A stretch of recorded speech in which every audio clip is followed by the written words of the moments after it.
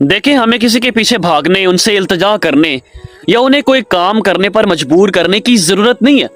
सेहतमंद ताल्लुकात और मतवाज़न ज़िंदगी का असूल ये है कि हम दूसरों के रवैये और कोशिशों का जवाब उसी अंदाज में दें। ना मिन्नत करो। इसका मतलब है कि हमें किसी से अपनी तवज्जो, प्यार या कबूलियत की भीख नहीं मांगनी चाहिए। अगर कोई शख्स हमारी कदर नहीं करता या हमारे साथ अच्छा सलूक नहीं करता तो हमें उनसे इल्तिजा करने की बजाय अपनी इज्जत नफ्स को मुकद्दम रखना चाहिए। ना पीछा करो। इसका मतलब है कि हमें उन लोगों का पीछा नहीं करना चाहिए जो हम में दिलचस्पी नहीं रखते या जो हमसे दूरी इख्तियार करना चाहते हैं।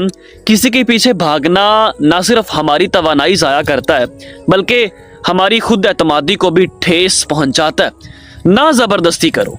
इसका मतलब है कि हमें किसी को भी अपनी मर्जी के मुताबिक काम करने पर मजबूर नहीं करना चाहिए। ताल्लुकात रजामंदी और बाहमी एहतराम पर कायम होते हैं। किसी पर दबाव डालना या ज़बरदस्ती करना कभी भी मुस्बत नताइज नहीं देता।